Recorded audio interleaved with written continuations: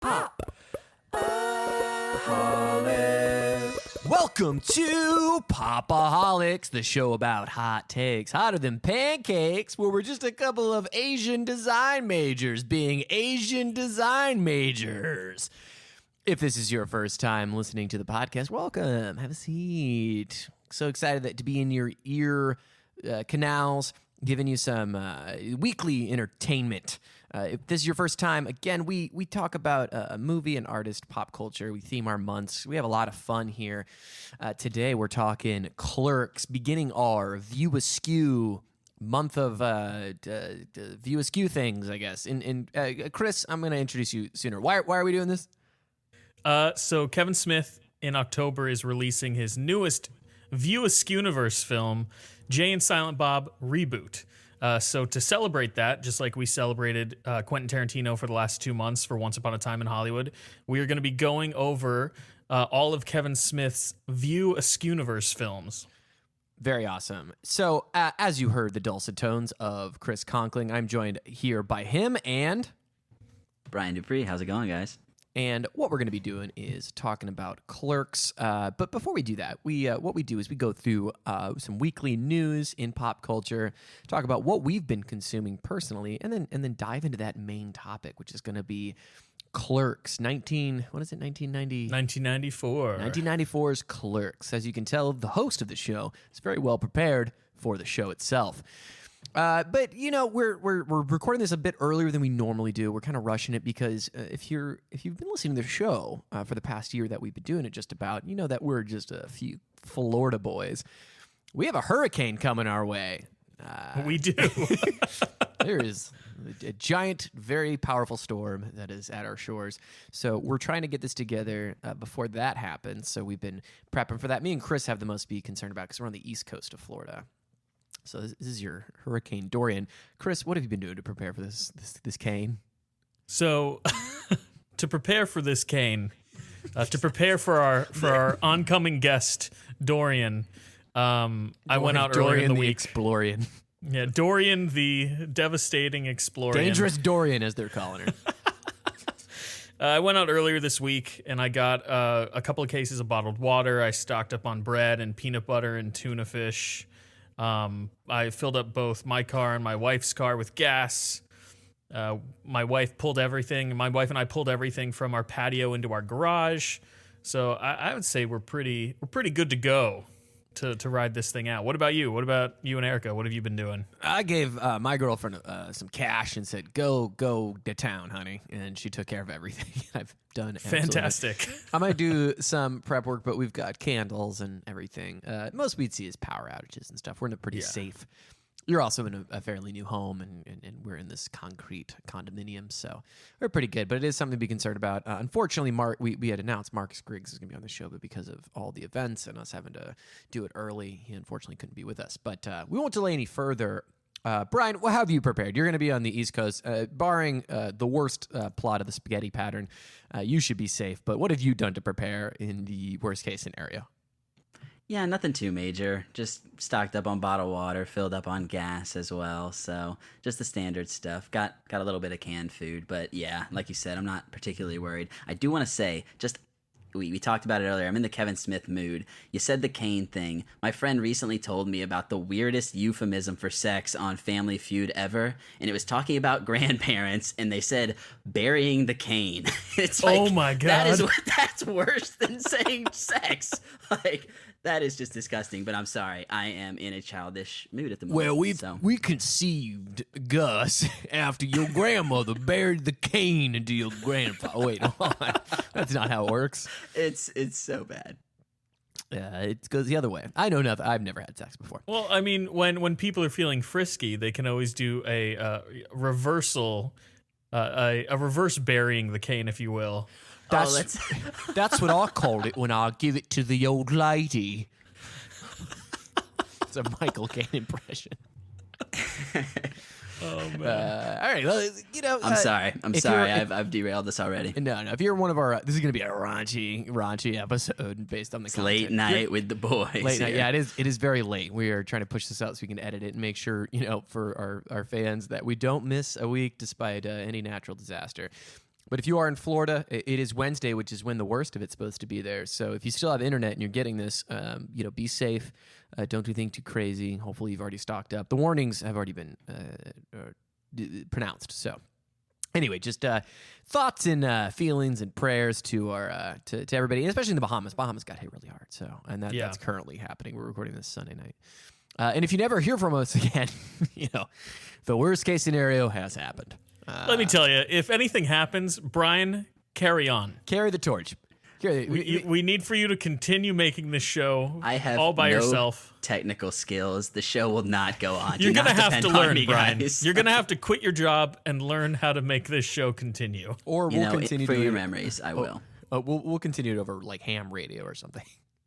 Yeah, it'll be like a seance show where I'm just trying to communicate with you guys like from the grave. It's going to be great. Brian, we're going to be moving on into your wacky news corner.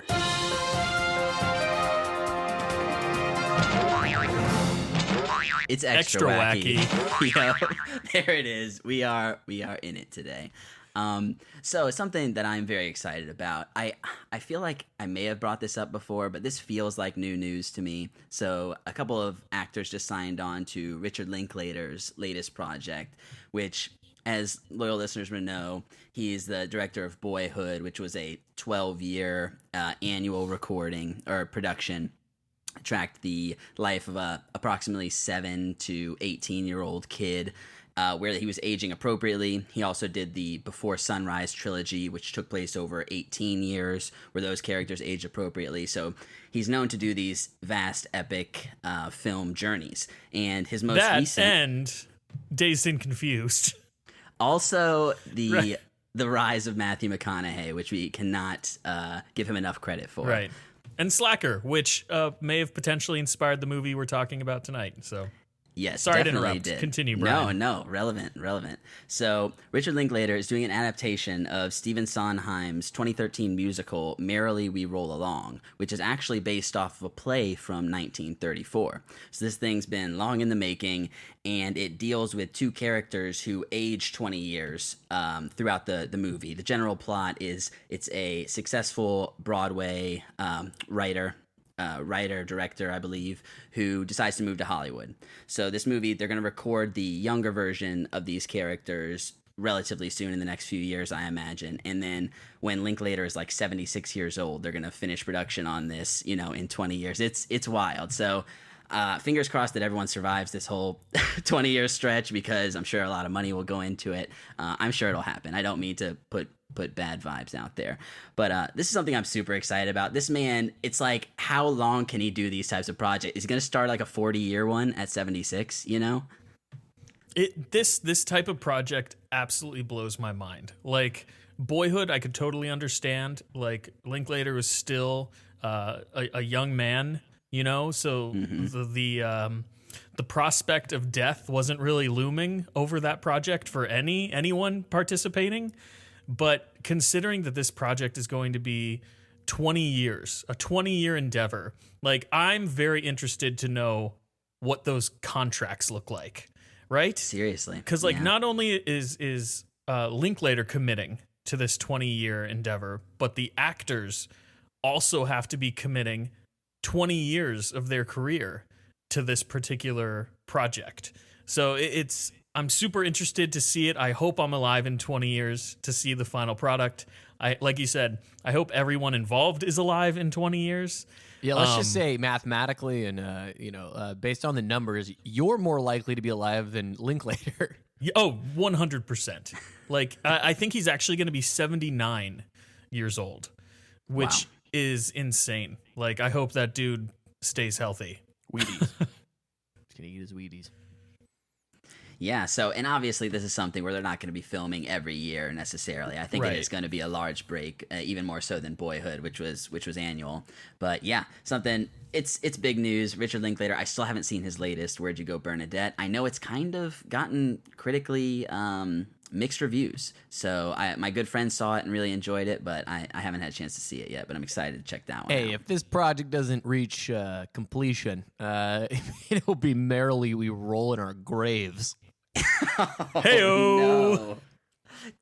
No, that's unfortunate. Is it too soon? You mean Too like soon, It's too too early. soon because It's he's too not early. even dead. He's got to die before we can joke about it.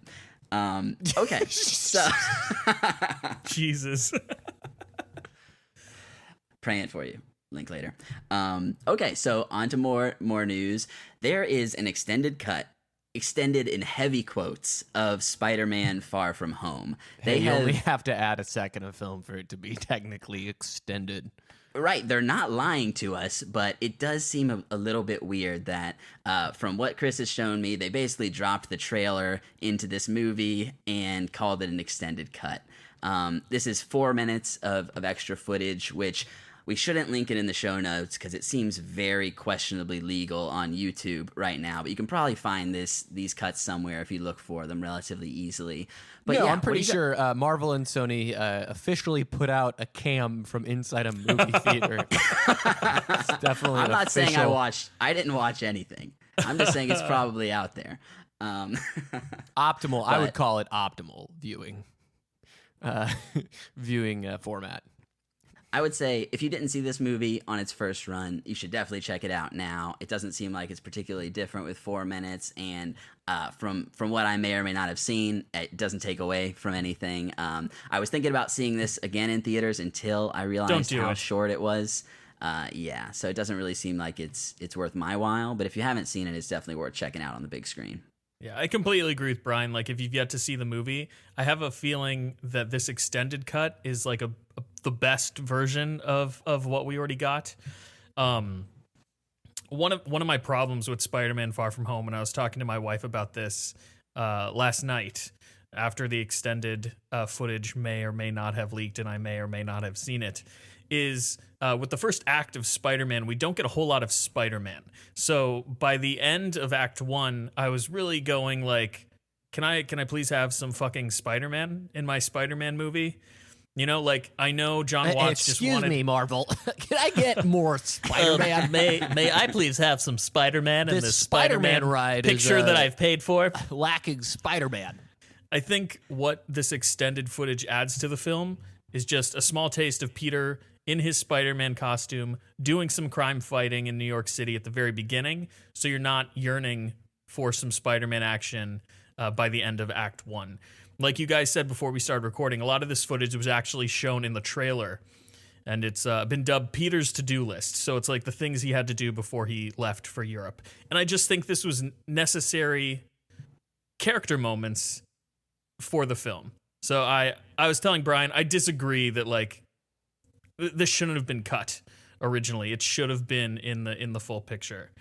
But this is also very weird timing for Sony to release this, considering that their deal with Disney just fell through, and that Disney just released Avengers Endgame with an, in quotes, extended cut to kind of push it past Avatar for the highest grossing film of all time. There's no reason for Sony to release this Spider-Man movie. They're not trying to beat another film as highest grossing. It's already the highest grossing film for that studio. So they're really just kind of being greedy with this particular re-release. That's my opinion. Yeah, it does seem weird. I've seen some people like, oh, they're trying to push it past 400 domestic or something like this. Why? It's like, I don't think Why? this is, I think this is arbitrary, right? Yeah. I will say the scenes that were added, I think it's so comic booky. We get Spider-Man doing his quips, doing crime. It's very lighthearted in a way that some of the stuff on the back end is a lot more serious. So I wish this would have been in the original cut as well, for sure. So moving on from that, a movie that absolutely does have ridiculous amounts of footage added to it, Midsommar. And just to be clear, if you're listening to this on Wednesday, these movies will probably not be in theaters for very long. So if you are interested in seeing them, I would check them out ASAP. The movie Midsommar, which was the horror hit of the summer, some would say, Ari Aster's latest picture, got a 24-minute edition, and it was already about 2.5 hours. If you guys listened to me talk about this before, I thought it was already half hour too long. So I really have no interest in seeing this extra half hour onto this movie that I already thought was kind of plotting.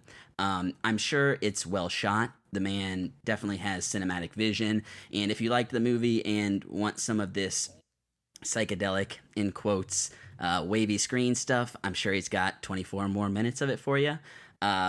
It's probably good. I'll wait and watch this when it comes out on DVD or Blu-ray. You know, you guys didn't see Midsommar, right? No, I have not yet. Have not? Christian?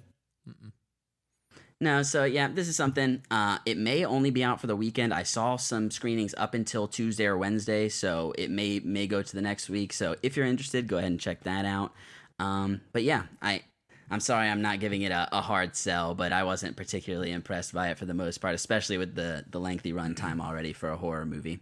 So that's it for my news. Ran a little long today. Speaking of lengthy horror movies, though, it Chapter 2 comes out this week, doesn't it? Oh my gosh. Yes. Oh, I was cutting short. I got to the news portion. I didn't even get to the movie portion. It Chapter 2, which we are going to be covering early next month, is out this Friday. So I'm very excited for this. You guys have probably seen a bunch of ads for this already. It's got some heavy hitters. James McAvoy, Jessica Chastain, Bill Skarsgård coming back as They're pushing the hater. Bill Hader They're is being pushing presented. the Instagram feed. I've been getting this Bill Hader knocks your socks off, which is surprisingly heard. getting me excited. I mean, maybe it's aimed at me, and they're like, "This guy's into comedy. Let's throw him Bill Hader serious." I'm for it. I think it's cool. I've seen that too, and I'm blanking on the show that he just recently starred in. I think it was an Barry. HBO show, Barry, and I've heard great things about that. So Yeah. I guess this is kind of giving him some credit acting wise, and I'm definitely excited to see him in it along with all of these other huge names. Guess so. I gotta watch the first one. I was just about to ask. Yeah, Christian, so you it's- haven't seen the first one yet? I still gotta see the first one. Yep. I will get to that Okay. because we're watching the second one. We're talking about it. So on the to-do list Alrighty. for sure. Got to get there. So, the last piece of news. I know we're running long here. This is Sacha Baron Cohen is doing a Netflix show where he's also in a serious role called The Spy. So, this is based on a true story, semi-fictionalized, I believe, story of a Mossad, the Israeli intelligence agency operative named Eli Cohen, who goes undercover in Syria in the 1960s. So Sacha Baron Cohen is playing this very serious role, seems Wow. extremely heavy and maybe outside of what he's done previously from what I've seen. But this is something that I just saw for the first time today. I hadn't seen any ads for it or anything, but this definitely piqued my interest. I'm interested to see what he can do in this role. Yeah, I think like seeing Bill Hader and him coming into more serious roles.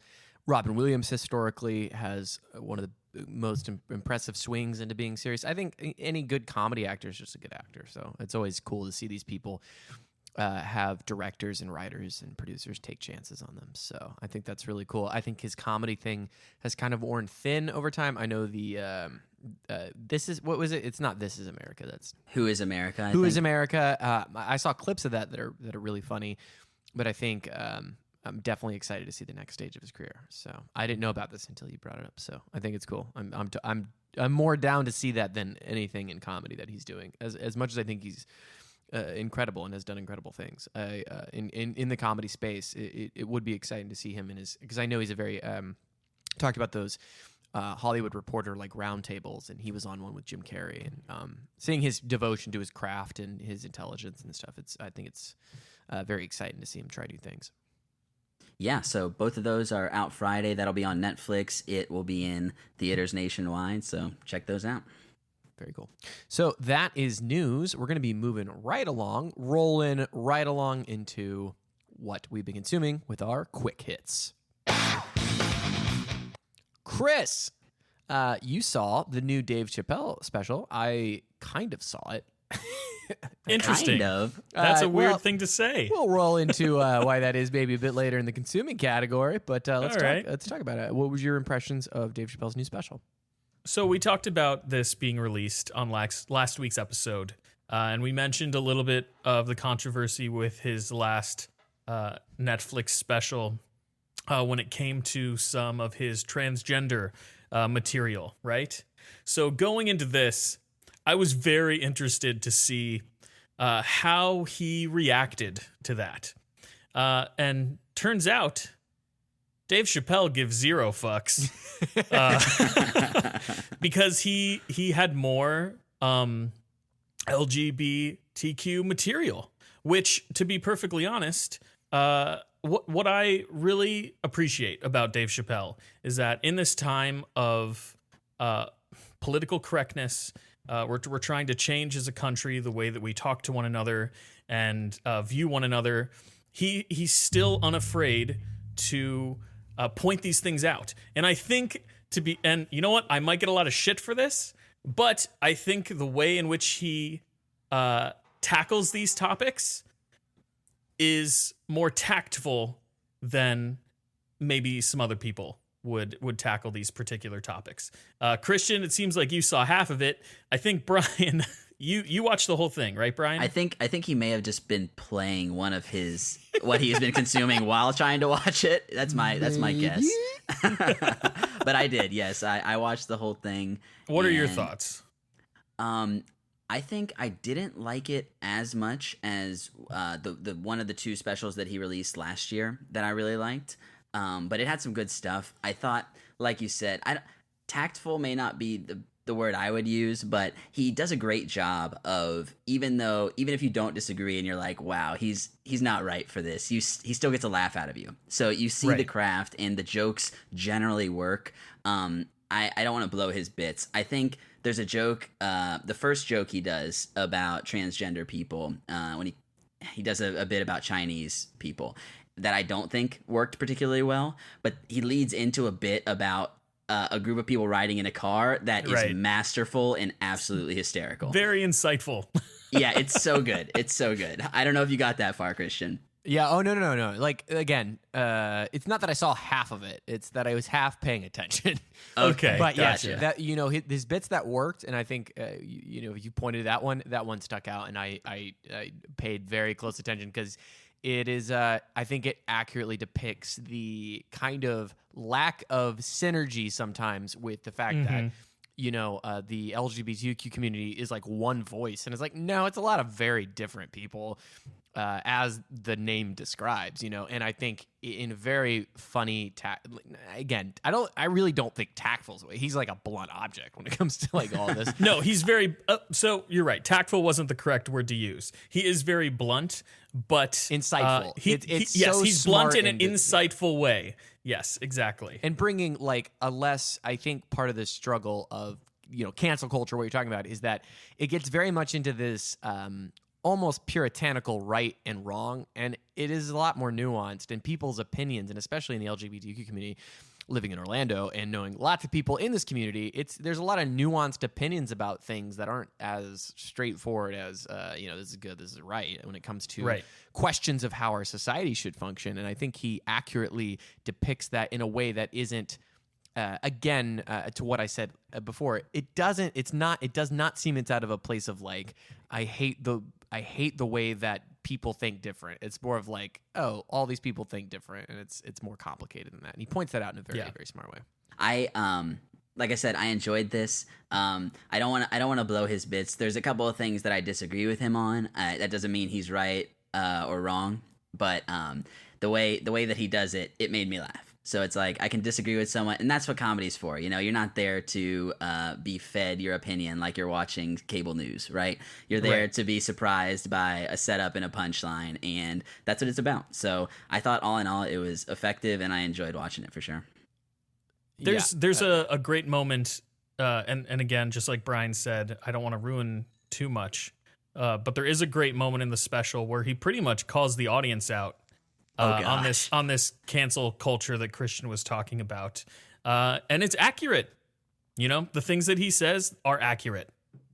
So it's worth a watch, in my opinion. Definitely check it out. It's always been, and George Carlin was a good pointer to this, when it was more of the puritanical view was a much more coming from the conservative right.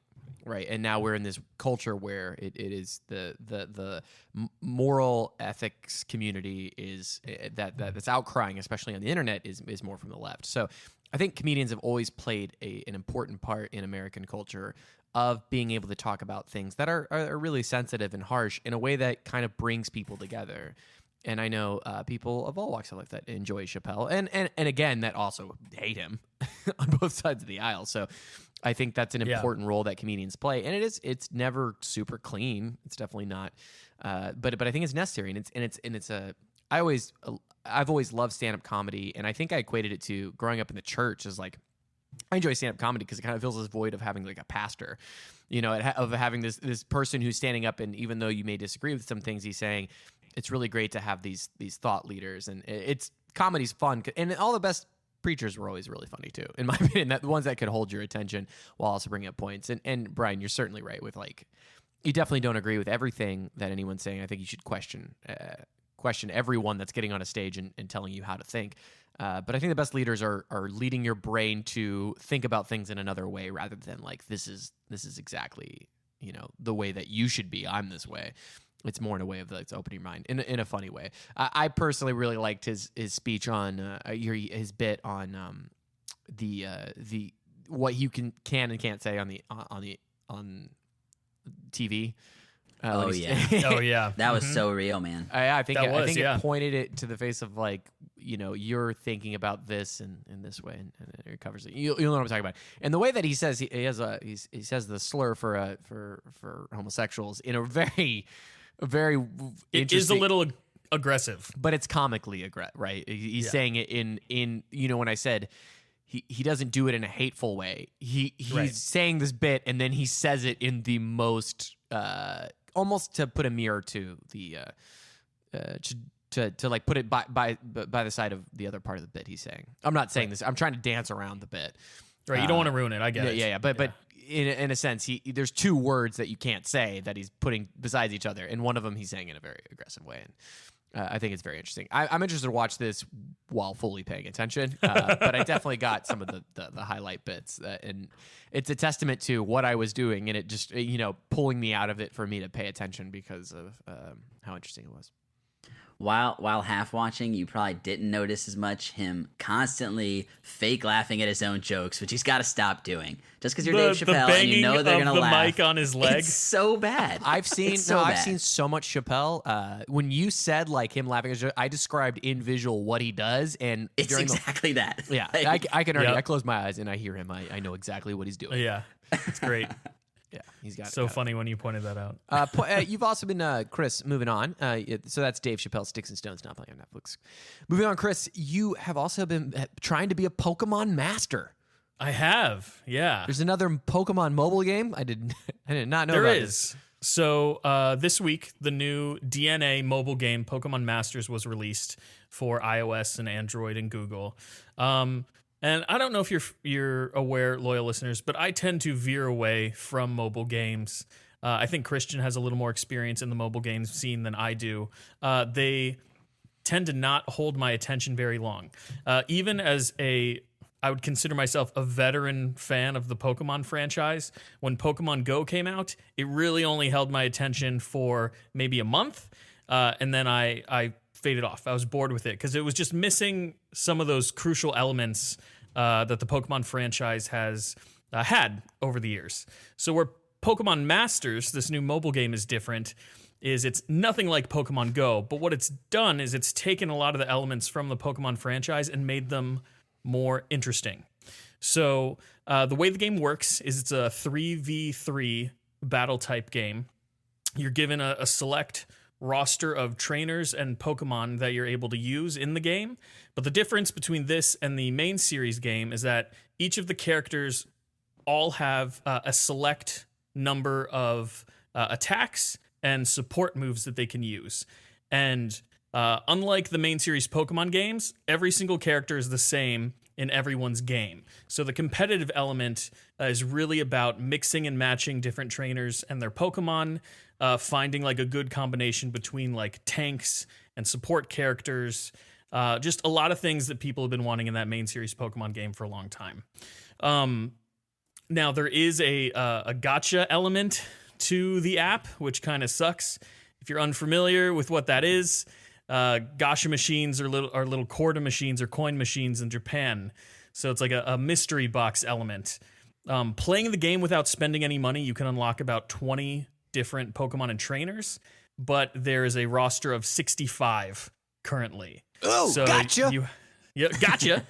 So you have to spend in-game gems to randomly unlock some of these other people, which means you can also potentially unlock the same characters that you already have when you're using this gacha feature. So thankfully, the only thing you can spend money on in the game are those gems. Everything else is in-game. So you can level your characters, you can battle, you can complete the story mode without spending a dime if you don't want to, which is great. But I definitely recommend this game for anybody who's a longtime fan of the Pokemon franchise. Maybe if you really liked Pokemon Go, this would give you a little insight into like what else Pokemon offers. But check it out. Have either of you heard of this or played any of it? It doesn't sound like Christian has. No, I hadn't. Yeah, I hadn't heard of this one. I've played Pokemon Go infrequently, only in the last year or so, so I was kind of late to the game. But Yeah. it's never something. I had a couple friends who are big into it. But yeah, this one sounds like the type of game that I've never been good at, personally. Like the Final Fantasy style, building a team and Yeah. leveling accordingly. But I do appreciate that they're doing something different, and with mobile games, that's just... It comes with the territory in terms of pay to play, unfortunately. Yeah, that's just the way it works. Yeah, I can't do anymore. I gotta really restrict the games, especially mobile games. You got a lot going on right now. You're adventuring around a continent that you're... $15 a month, approximately. So much going on right now. So busy. But we'll talk about that in a bit. So that's Pokemon Masters. Download it now on iOS and Android. Brian, we talked about it in the news section a couple weeks ago or last week. We were talking about Blinded by the Light. Bruce Springsteen meets Palestinian? Pakistani, British Pakistani. British Pakistani youth. Tell us about it. Did it live up to your hopes? Did it move the heartstrings? Tell us about it. So I raved about Rocket Man, the Elton John movie, which is a straight biopic in a way that this movie is not at all. So if you're going into it for a Bruce Springsteen biopic, it's definitely not that. This is much more so about our main character, his family dynamic, his school and dreams dynamic, where he's kind of going through this realization, similar realizations he comes to realize as Bruce Springsteen has had. So he doesn't get introduced to him until probably about the end of the first act or so. Randomly bumps into a guy at school who's like, I'm listening to the boss. He's the boss of everyone. And he's just like, oh, there it is. All right, the seed is planted. So it is kind of a musical. It's got probably 3, maybe 4 little musical montage type things that work pretty well within the plot.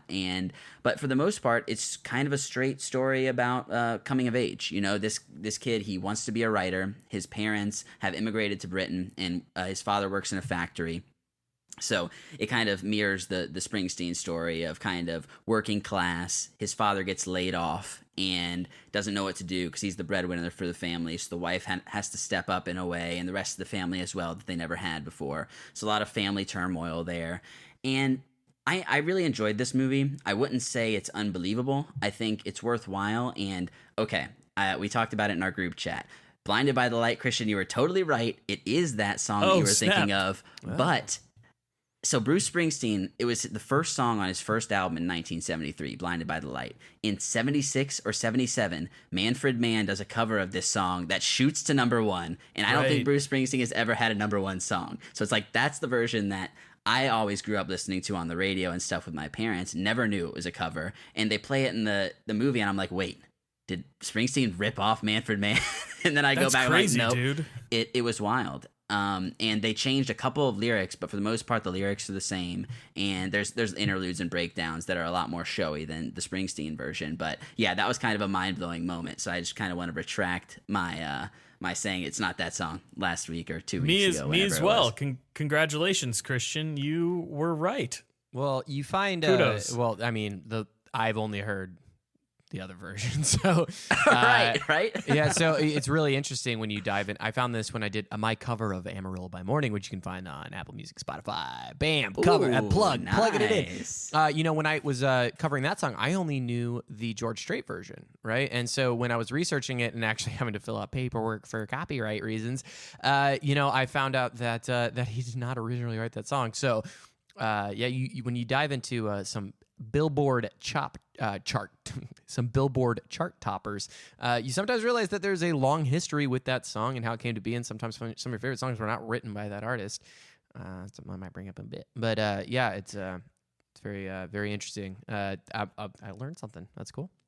Yeah, for sure. It's something that was new to me. My parents weren't big Springsteen fans outside of, Born to Run. I had heard the stuff that was on the radio generally. But this movie did a great job of showing how, an American artist can influence someone and touch someone deeply who comes from a seemingly completely different culture.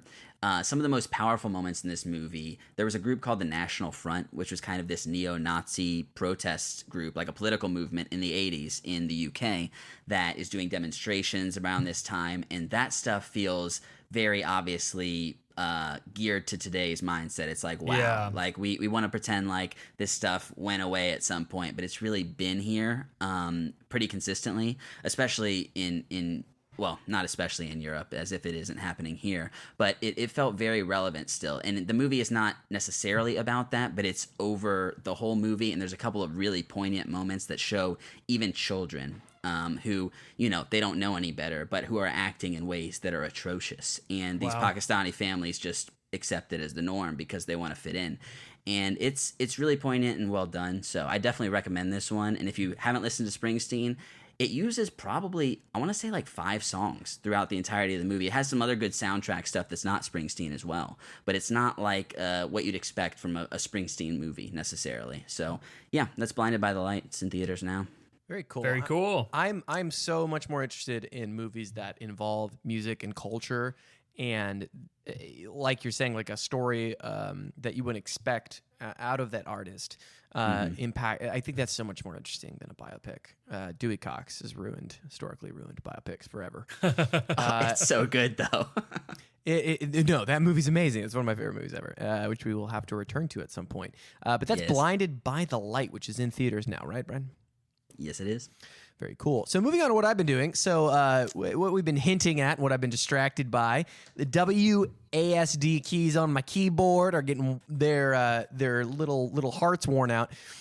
Guys, WoW Classic is here. I had spoken about this a couple months ago as something that was oncoming that I was planning on partaking in. And man, just like when I was 14, my relationships are fading fast. My time, my sleep, everything is going by the wayside, and it all sounds so familiar and dangerous. It totally is. I've been playing mostly on the Realm Crom Crush. So if you're on that Realm, hit me up at Katie. It's my last name. It's just my character's name. I'm very original. I've been playing with friend and future guest of the show, John Hessler, who is one of our friends from college, who also I dabbled with through some of the expansions. And I'm not the biggest WoW nerd. I really am not. And that's so funny because I'm a casual WoW person who can easily sink 20 to 30 hours a week into this game. And that's casual playing of this game. And, it's made me realize I'm going to put out a separate show for this in the next couple weeks with another friend of the show. I don't want to spoil who that's going to be, but I don't know if it's going to happen, but we're going to try to do it because I really just have so many thoughts on this game because it is such a big part of my childhood. When I was 14, this game came out. And Brian, you actually are the one who got me hooked on the game. It's so funny to think about. You were like, you gave me the little taste. Dude, he's the pusher, man. Wow, kid. And you got off the of pusher. It. You did not play it very long because you're like, oh, I play sports and have a future ahead of me. So you stopped focusing on it. And I played it for the entire summer in I think between my freshman and my sophomore year of high school. And I really didn't revisit it that much through college. I would come back on for a couple months on hand, and like I typically do. And it's I got so many thoughts, and I really can't share them all. I think it is a lesson in game design and community building, and being a part of the event of this coming back with all the people. all of its pros and cons are in full swing, just like they originally were. And I think to its most great effect, it's just such a community building thing. And that is really the essential part of the game. Like, the game is a 14-year-old game. It barely has a fresh coat of paint. It's nice that I'm playing on my brand new 2019 souped up iMac as opposed to my 2002 E-machine with like 256 megabytes of RAM. It is so crazy to be playing it in the way that it runs very well, obviously. And again, I'm just flooded with so many thoughts about revisiting this that I could not possibly contain them in this section. Although to say it has been an event going back into it, I honestly don't know how long I'm going to be playing it for. It's just such a time commitment to try to keep up. I'm in a guild. I'm, doing so much of the social elements of the guild. The queue times are crazy. Like right now, if I try to get on, it'd probably take me about 30 minutes to actually log on to my server because it is a full server. Brian has shared with the group chat some sort of queue line thing, which is something I post about on social media. It is an event. There'll be more thoughts to come. I'm still digesting the whole experience. I am getting smoked by everybody else I'm experiencing this with in as far as their ability to commit so much time to it. But it's back. It is WoW. If you liked WoW, it's here, and it's good to be back, baby. And just putting this in comparison to what currently you can get out of not just current versions of World of Warcraft, but also just games in general, it did something really special, and it's capturing that special sauce, and it's running so smooth. And I can't give my hats off enough to Blizzard for making this run as well as it does with these little problems. Yeah, the queue times are long, but when you're on, the game runs just perfectly, and it is fast. It is great. That's awesome. Experiencing this game in the best light possible. It is all the bad and good things you know about World of Warcraft. Again, so many thoughts. I'm not even going to scratch the surface, but I will say it's brought back, one of the things that got me really into music as I was growing up was playing World of Warcraft. There's a lot of running around. There's a lot of empty space. There's a lot of not having to pay attention to any kind of story elements or anything. So you get the chance to listen to a lot of music. And that leads me to my next thing, which is Taylor Swift came out with a new album called Lover. And so I listened top to bottom of that thing a couple times because I just have the time now to just listen to any audio content, listen to Dave Chappelle's new stand-up special, listen to a lot of podcasts. But we're going to talk about Taylor Swift's Lover here for a second. This is the first album that I've tapped into where I'm like, all right, let me try to get this T-Swift thing.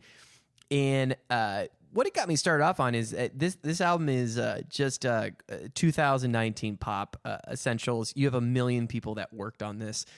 And it doesn't really pique my curiosity on a songwriting perspective. Taylor Swift, I think, has always been good at just briefly going through some of her hits and her songwriting. I'm by no means the biggest Taylor Swift fan. Has got a lot of her diversity in the genres that she spans while keeping it pop centric is incredible, and she works with some incredibly talented people. There's only a couple songs that are really standing out to me. Track 4, "The Man." Pretty ridiculous song as far as the concept. It is about how Taylor Swift has to try twice as hard being a woman. I believe this to be true for most women in a lot of different fields in the United States and especially abroad.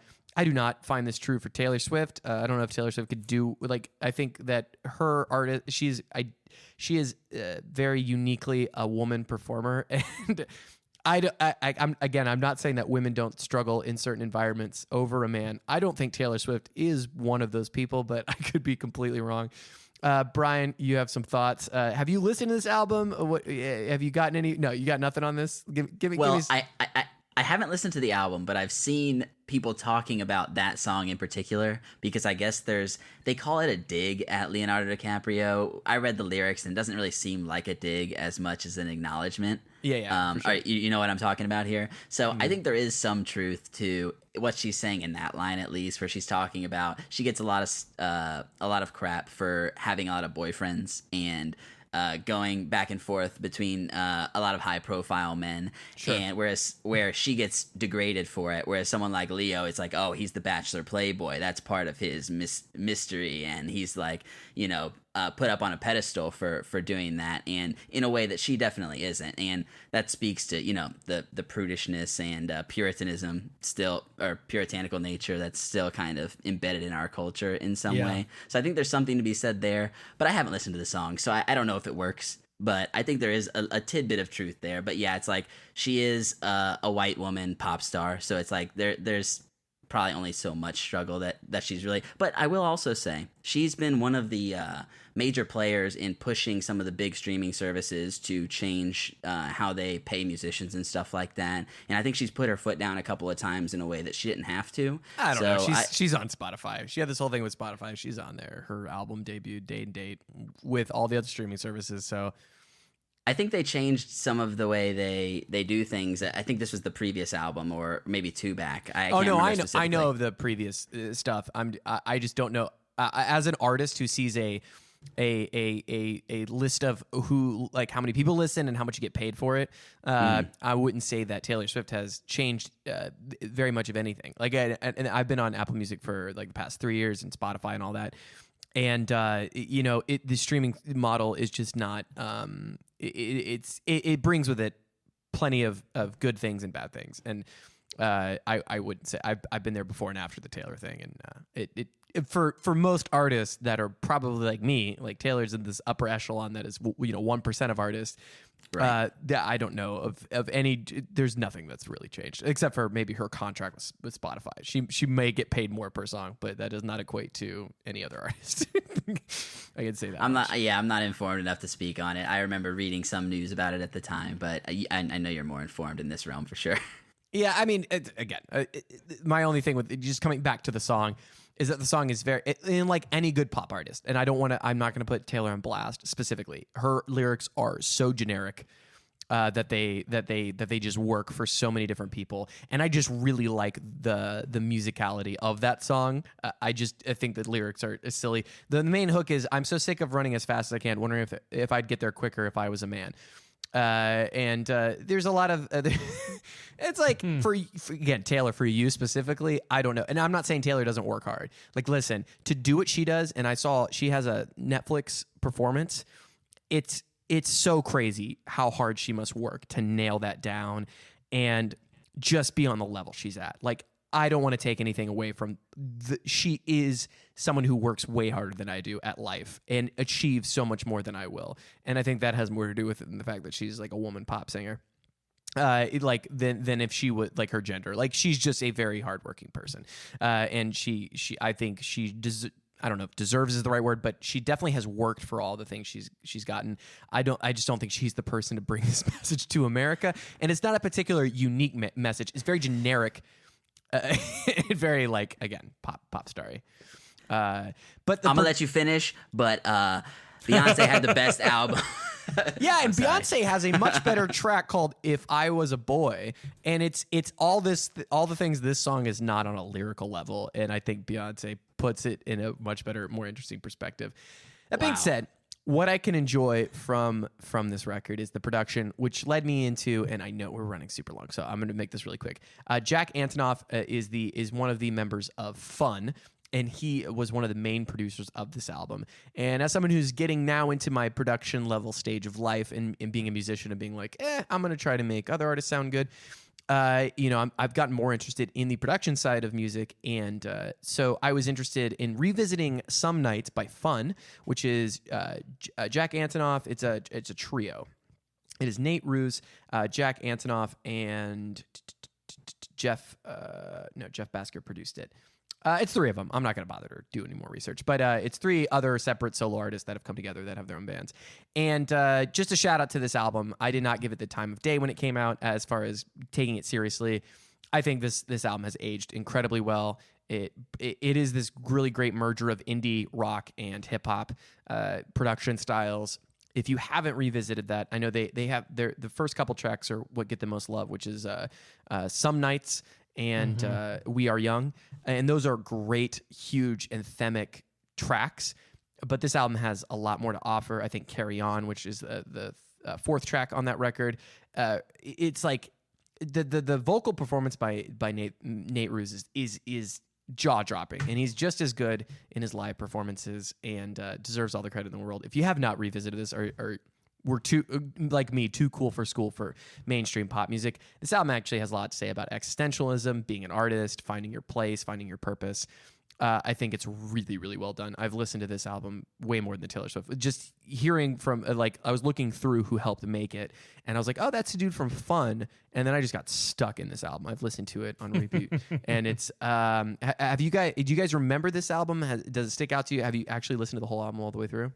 I only remember the singles that you just mentioned because of one particular company that I used to work for used those singles in a ton of their material. But yeah, I haven't had the chance to go through and listen to the whole album because, like you, 2012 when that album came out, I was like, this is not for me. But I after what you've said, I definitely want to go back and listen to the whole thing. Yeah, so I definitely know the singles, and I feel like I was late to this album, but I want to say it was like 2013, 2014 that I picked it up and listened to it top to bottom and was kind of blown away at the diversity on it outside of the single tracks. And now that you've brought it up again, I need to come back to it because it's been at least 5 years, maybe more, since I've really given it a look. Yeah, I think a fair shake. It definitely delivers the things that you're looking for from someone like a Taylor Swift. Just the highest production value, just ear worm level of like musicality and just hitting the sweet spot of, wow, this is just like kind of easy listening with, I think, a really profound perspective on being an artist, and I just eat that shit up. I think it's so cool, and I like this album way more than I ever thought I would from my perspective. I'm really digging it, and I know I'm super late, and I'm just like an old hipster. That's just, but I really do think it set this album seems like it set a lot of trends and picked up on a lot of different stuff and blends a lot of different production styles, and I've just been really enjoying its level of, and it's got like track 5 is this really weird pop punk song that kind of throws the anthemic part out the window, and it's actually kind of hard to listen to, which is very rare to see on something like this, and but like really grows on you the more you listen to it. I've just and just like some really deep, heartfelt songs, and really the lead vocalist Nate Ruess just delivers just. Wow, like I can't even so jealous of how he's able to control his voice. It sounds auto-tuned, but that's just the way he sounds. Like he's just pitch perfect, and so that's Some Nights by Fun. If you slept on that, or you're like, I like the singles, but not in a way that makes me happy, in a way that I'm like, I feel like they're gaining me, which is what a lot of pop does to a lot of musicians I know, where they're like, I like it, but I don't like it for the reasons that I like the music I listen to. Give the whole album a chance. I think it really is stellar. So that's Some Nights by Fun. Let's, we've just, God, we're recording late and we're just talking our butts off. Let's move right along into our weekly poll. Please don't leave your thoughts on home. Come on down to a weekly poll. Please don't leave your thoughts at home. Come on down to a weekly poll. Welcome back to the Pop-O-Holics weekly poll, guys. I'm going to try and keep this short and sweet this week, but I already feel like I'm going to start rambling. So, you know what? Last week in the Pop-O-Holics episode, we finished our 2 months of Tarantino talks with his one of his first produced scripts, True Romance. And one of the cool things about this movie, Christian dropped a little bit of a knowledge bomb on us during the episode, was that Quentin Tarantino actually gave Tony Scott the option to direct one of 2 of his scripts. He said, which of these 2 would you like to direct? True Romance or Reservoir Dogs? Whichever one you pick, I'm going to go ahead and I'm going to take the second one and direct it myself. So in last week's poll, we wanted to know, out of those 2 films, True Romance and Reservoir Dogs, which one you preferred? We know which one Tony Scott preferred, considering that he directed True Romance. As it turns out, a lot of our listeners prefer Reservoir Dogs as a film. And you know what? I'm torn with this. I ended up voting Reservoir Dogs solely because I've only seen True Romance once. And if you listened to our episode last week, you know that I had a blast watching True Romance, and I'm very excited to revisit it again. So maybe with time, my perspective will change. But considering that I've seen Reservoir Dogs way more than True Romance, I leaned in that direction. What are your thoughts on these results, guys? Do you think True Romance is a better film than Reservoir Dogs? Tell us. So I have to agree with you on this time, Chris. It was my essentially first time watching True Romance, and Reservoir Dogs was my first look at Tarantino. I had to literally shut it off because of how much it affected me the first time I watched it. So this was really difficult for me not to choose that. I think over time it may change, and True Romance seems like something that may surprisingly age even better than Reservoir Dogs. Yeah. Over a longer period. I can't really say at this point. But yeah, I can't argue with, Reservoir Dogs is generally considered a classic by most film fans, so it's hard to argue with that one. Oh boy, this is hard. One of my favorite movies with one of my favorite directors. I put Reservoir Dogs in my top 3 favorite Tarantino films. True. And that's going against True Romance, which was one of my favorite fun movies growing up. So, True Romance is my preferred movie, but Reservoir Dogs is probably the better movie. It's so tough. So tough to say. And I would say that if I was to have my own opinion on why the poll swung this way, I would say most people probably haven't seen or revisited True Romance in a while. I would agree with that. And that might be swaying the opinion of our listeners. So that's what I'm going to chalk it up to, because I think True Romance is a lot of fun. They're probably I want to say they're probably equal movies, and if I had to pop one on, I could go either way. I really could. So I know it's a lame answer, but True Romance is definitely fair. It's a true answer. It's not a lame answer. I will say the True Romance is a double feature featuring them both. They're both great films. So that's our weekly poll. You can find our weekly poll on Facebook by searching Pop-O-Holics on Facebook. Please email us questions, comments, or concerns. If you think the host needs to do better research and maybe not have so many gin and tonics before late recording, you can email that to popaholicscast@gmail.com. We love hearing from you guys. And you can also rate and review us on our podcast. Leave us a 5-star review. Write a review. Say whatever you want. We'll read it on the show. We're going to take a quick break, but when we get back, we're going to dive right into Clerks. Thanks for sticking with us. We'll be right back on Pop-O-Holics.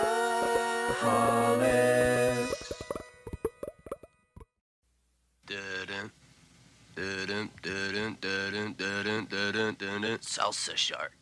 We're gonna need a bigger boat. Throughout history, they have been a part of our American life. Men and women who have made it their mission to serve their fellow man. They've worked hard enough. Isn't it time they had their own movie? Clerks. This job would be great if it wasn't for the customers. I don't bother them, and they don't bother me. I could do without the people in the video store.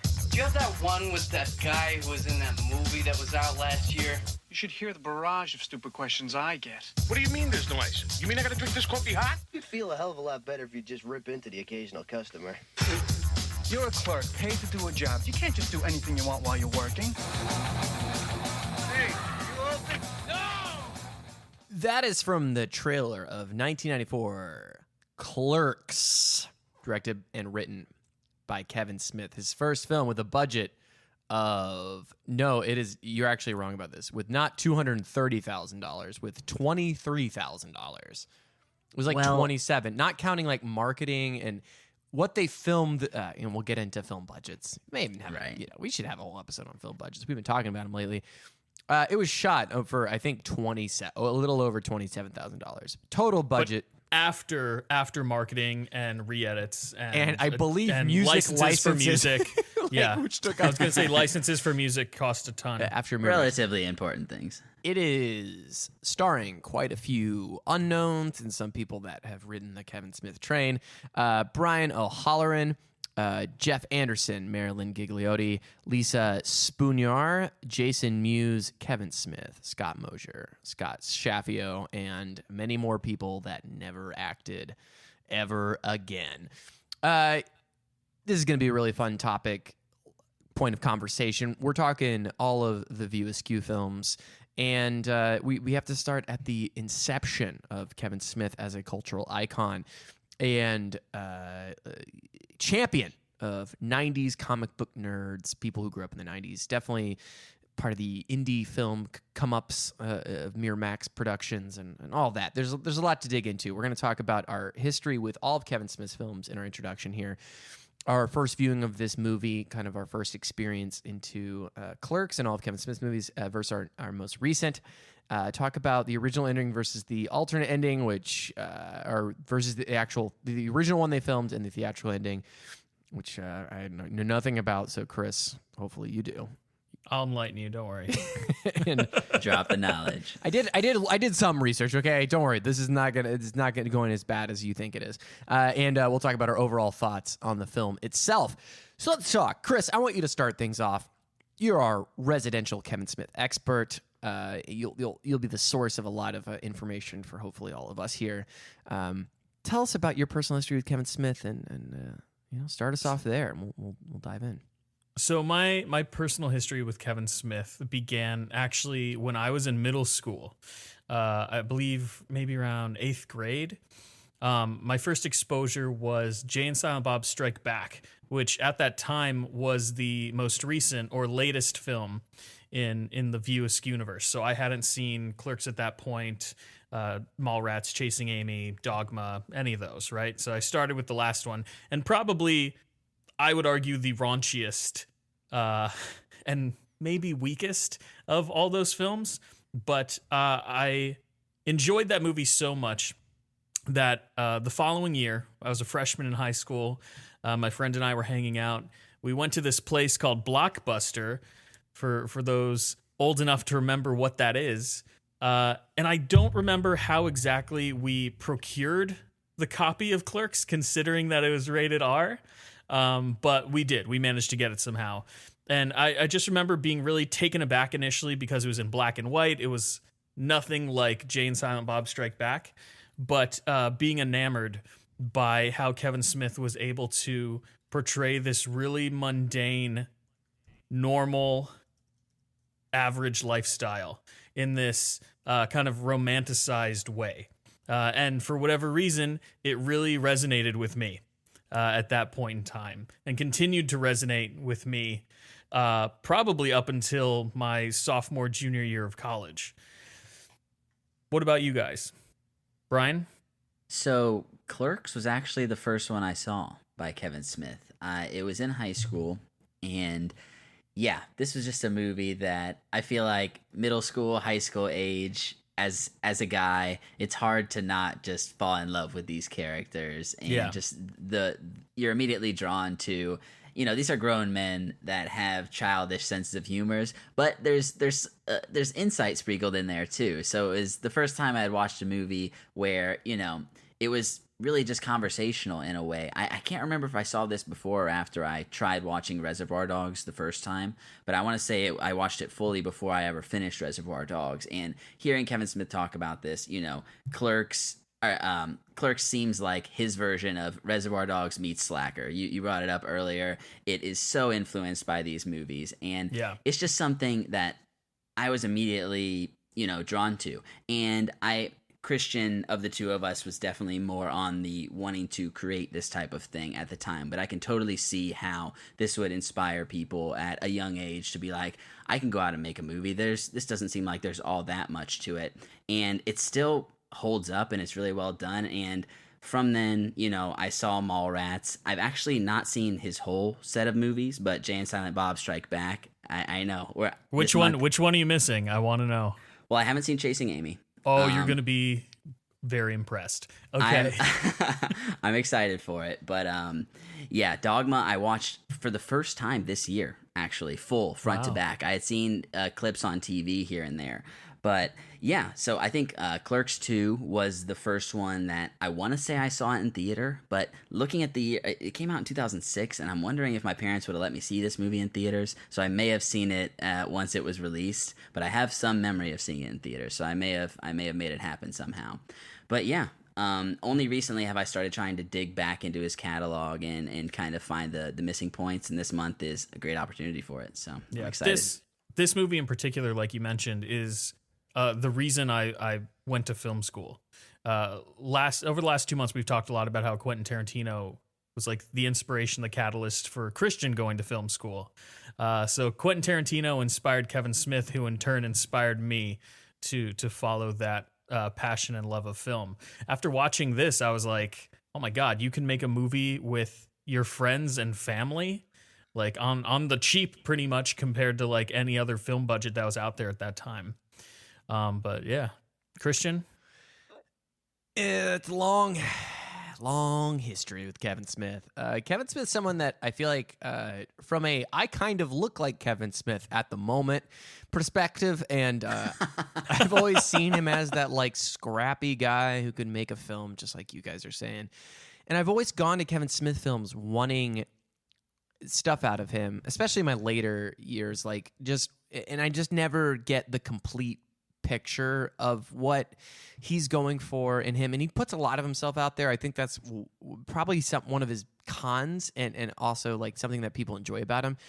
He puts so much of himself out there that you can really easily get full of Kevin Smith very quickly. Like once you get his stylings and what he's going for, he puts out. He never leaves anything to chance. Or like Tarantino, sometimes he's like he talks a lot, but he'll be like, I'm going to leave that for the people to speculate on. You know, Kevin Smith never has ever done that in his entire life, and so you know, I remember seeing Clerks and having the same. Experience as you guys have of like, oh my God, we can all do this.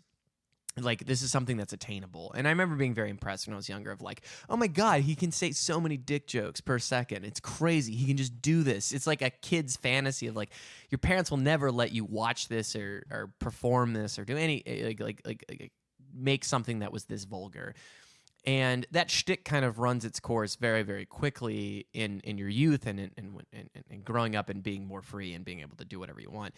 I would say Clerks 2, which is you know, when I was around 16, 17, it was like getting into film culture. It was like the resurgence of this thing that I had not really experienced because you know, it would have only seen Clerks probably before or after. I can't remember, but it was probably in the it's coming back stage in getting into film circles and getting on the internet and stuff. So Clerks 2 was probably my first exposure to Kevin Smith, and then going back, it was definitely an interesting class and like, oh, someone did this on a really low budget and all the things we'll talk about that make Clerks very special. But my history with Dogma, I've seen and couldn't really hold my attention. I'm excited to revisit it in its full form because I think I've only seen the mid-section through Comedy Central. That's surprising considering your religious background. I feel like you would take a lot from that film. Yeah, possibly, but it just never clicked, and maybe it was the wrong time that I was seeing it. Maybe it's a little high for Kevin Smith. It's probably his highest brow concept kind of project that he worked on, and maybe this is the right time for me to revisit it. But Kevin Smith's always been one of those people where his voice is very, very heard, and it's hard for me to disappear into the content because he is so evident in every character. And he's taken a lot of slack for that as an artist. But I'm like really excited to revisit this and look at it through the mindset of my age right now and hopefully my maturity. And be able to really digest it in the proper form, and certainly revisiting Clerks has been interesting. I'm just say it's long and complicated. There's things I really like. There's things that are so easy to dislike, and maybe we'll get into that as we go through his filmography. I want to keep an open mind, though. That's the point I want to make about looking back at Kevin Smith is that Christian is over the going next into month. this month. Christian's gonna. Christian is keeping the biggest. He's cutting his head open, and he's letting it all pour in and trying to do it. And there's things that Kevin Smith has done that I really enjoy. Tusk is one of them. Tusk is so weird and out there. I love Tusk. It might be his masterpiece. I'm someone who's a fan of some of his more I love Tusk and Red State. Like I'm coming at it from this perspective of like the things that he made like outside of the studio system. Right. Yeah. There's things that I really like about him. So I'm excited to dive into this with you guys. But let's hone in on Clerks. That's what we're talking about. When was the first time that you guys have seen this? And we just watched it recently. We're fresh off our rewatches for this podcast.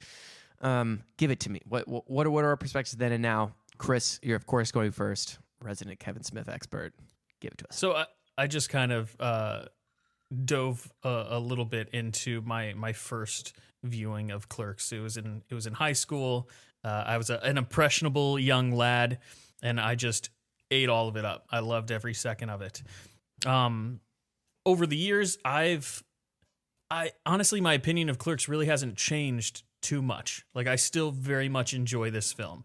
I would say that this film is probably my true romance. As far as comparing it to something that you love, Christian.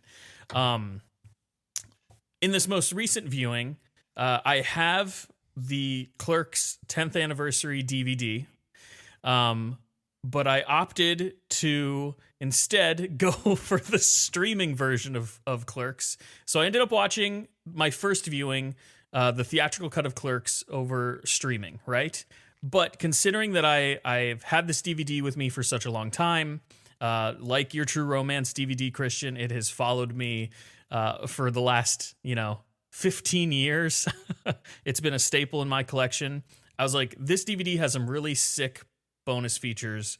I'm going to dive into them, right? So I was like, I really want to watch the first cut of this film, which includes a lot of alternate scenes, includes the alternate ending, but I also want to revisit the commentary of this particular cut. So I got out my Apple Super Drive. I plugged it into my computer. I put the disc into the Super Drive. It started playing. I say, I want to watch that version and that audio track, and it goes to a different special feature.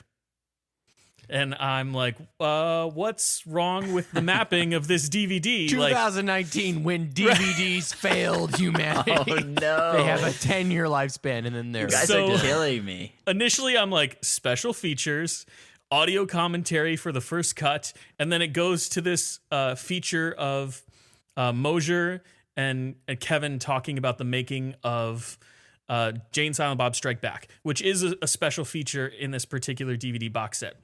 So then I was like, okay, I'm going to take a different route because I'm kind of familiar with the way DVD mapping works and the menus work and stuff. So I was like, all right, I'm going to play the movie because on this particular disc, it only had the first cut.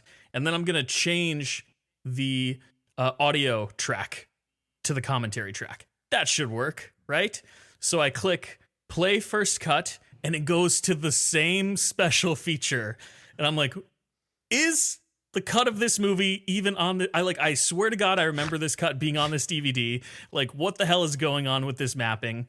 So finally, I had to go to scenes, select the first scene of the cut, and then once the cut started playing, I then had to change the audio track to the commentary track. So I was finally able to watch this alternate cut of Clerks, but the process to get there... It just made me laugh considering what happened to you last week, Christian, with True Romance. Like, these precious physical items that we've carried with us have failed us. So true. But needless to say, both the theatrical version and the first cut of the film, I enjoyed watching both of them very much. And the DVD commentary, I want to dive into this a little bit later, was very interesting, unconventional. To say the least. I can only imagine it's more vulgar than the movie.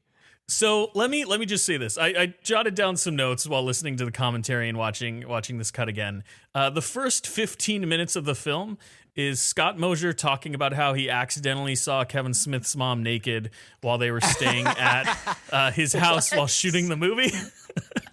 Very, which I very thought was consequential to the movie's film, production. right? Yeah. Right. It so shows. It shows. You barely get any comment, and Smith kind of turns the conversation back around toward the movie about 15 minutes in. But I was dying laughing listening to this story about Scott Mosier accidentally seeing Smith's mom naked. It's pretty apropos. And then, like a half hour into the commentary, all of a sudden you start hearing this. and Kevin Smith eating his way to a heart attack. Yeah. I'm listening. I'm like, are they fucking eating? Wow. So it's Scott Mosier, Kevin Smith, Jason Mewes, Brian O'Halloran, and Jeff Anderson all apparently eating a fucking meal while watching the film. And then about 20 minutes after that starts, you hear Jason Mewes go, "That was delicious." And I mean, they're still talking about the movie as they're eating, but that's not very professional when it comes to any type of audio recording. And I just did not remember that. It's very on topic for the entire career of Kevin Smith. Yeah. It did feel very true to his character. Yeah. But anyway, that's my long DVD anecdote. Let's hear from Brian. So I feel like I've gone through stages with this movie. The first time I saw it, I thought it was hilarious. I was definitely in the right mindset for it. I feel like I came back to it some point mid to late college, and I think I was showing it to someone who hadn't seen it. And I still liked it, but it didn't have the same chic as it did the first time I had watched it. And I feel like even at that point, I've loved movies since high school, probably since younger, but only in the last, as I've talked about many times on the podcast, only in the last like 3 to 4 years have I really been thinking about movies in any analytical sense. And coming back to it this time, I think I have a deeper appreciation than I ever had for it from the beginning. And I really enjoyed this viewing, actually. And I think we may get into the rating at some point, but this movie just has some explicit nudity that I had never seen in any R-rated movie. That was very surprising. And I think you sent us something where Kevin Smith said it played really well on the big screen or something like that. And it's just surprising that this movie did get the R rating. I know there was some controversy there, and he had to fight for it. But yeah, it was initially rated NC-17, which is right, crazy. Because there's straight, full-on, full frontal from a woman exposed in a way that I've never seen in an R-rated movie. From a magazine. Like, it's in a magazine. It's not like it's one a of the photo. actresses. Yeah. It's also really, if you're watching on a regular, even a big screen TV, it is insanely hard to see due to the grain, interesting cinematography that this film contains. Right, sure, but on the big screen, I got to imagine it was pretty obvious. Obvious when it was presented there. Probably a third of the screen, nearly. But yeah, so I was just kind of surprised with that, and then it's interesting how it's such a hangout movie, but I feel like it's still moves by pretty quickly, and they have all these conversations that it feels like you could just overhear with people. And I've never really appreciated how much of a hangout movie, and going through Tarantino's stuff, obviously it's like, okay, I know what a hangout movie is now, and I never really had the word for it before. But yeah, I was pretty impressed with this one. And Christian, it's hard to argue that his voice is very present. It's like these are all thoughts that he's had, and he's just fleshing them out with these characters. But in this movie especially, I think it works well, even if it's a little bit juvenile at times. Yeah, to piggyback off of what you and Christian have said about Smith's unique voice, I think I've mentioned before on the podcast, maybe during like our Batman Damned episode or something, how even reading his comic books, it's difficult to detach yourself from his particular voice. Like I'm looking at Batman and I'm reading Batman dialogue, but it almost seems like it's Kevin Smith under the cowl, or like I'm reading Joker dialogue and it seems like he's playing everybody in those comic books. So I definitely can see where you're coming from, Christian. I think Kevin Smith's greatest charm is also his weakness, as I'll probably beat to death over the next month, which is that he's like a regular dude, and he's making movies. And it's both the most charming thing and also the most like obvious detriment to him being such an influential part of all the projects he's a part of, and being so impactful, and his voice being so evident. I saw Clerks originally, and like I mentioned before, I think it stood out as, oh my God, like this guy's able to make this movie on such a tight budget and all these other great things about Clerks. And his voice is so evident, and that being a good thing. And Brian, you're like speaking my words. Like, it's like every other time I watch this movie, I have different opinions on its artistic merit and where it stands. And I found myself watching it this time, especially coming off Tarantino, who is just the biggest attention to detail film nerd, and just putting it right against Kevin Smith, who's like, to his credit, like put it together. That's like the greatest thing you can say. The continuity of this film, sorry to interrupt you, but the continuity errors in this film, that was definitely something that spoke to me this time. And the weird, like, you'll be watching it and you'll be like, why is this shot in here? And it's just because the movie wouldn't work without it, and it would take you so far out of it. Like when he's eating chips, not Jason Mewes, excuse me. Jeff Anderson. Jeff Anderson's character is eating Randall, right? Is eating chips, and they cut to the shot of the chip, and it moves, and you're like, why? Like, is this like a part of the denouement? Is this a part of the overall thesis of this? No, it is because they messed up in filming it where the chips would be. They needed some type of coverage. Yeah, they needed coverage. The film was probably ruined or something. There's so many, like, it's a miracle this movie came together. But, you know, I say all that, and I was watching the movie and really hating parts of it and being like, oh, God, this just isn't that good of a movie. But I found myself just chuckling at like parts, like there's some parts of this movie where you just get lost in what he's going for that are working so well. And it just seems like luck that it's coming together in ways that work as well as they do. I want to play a scene that this is probably the scene that turned me. I'm halfway through this movie and I'm going, these performances are community theater actors. Come to find out they are mostly community theater actors. This movie looks like shit. It does not look good. There's so many problems and so many like corners cut in making it look good. You just know they shot it in black and white because it probably looks so bad in color. So I know. Do you mind if I kind of like jump in here before you play the scene? Okay. Like I completely agree with a lot of what you're saying. Like it was shot in black and white because it just wouldn't have cut it in color.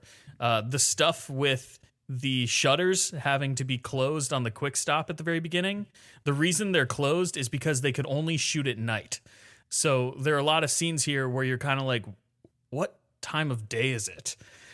Because like, and thank God they could only shoot at night, because if they shot it during the day with the shutters open, the thing would have been overexposed and it would have been mostly in white.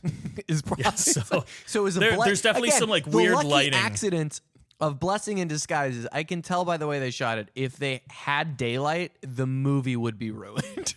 Like again, happy accident, and that's obviously a jump and leap in logic and assumption, but based on the skill they had at shooting this, it would have been it would have looked awful if they had to shoot it during the day.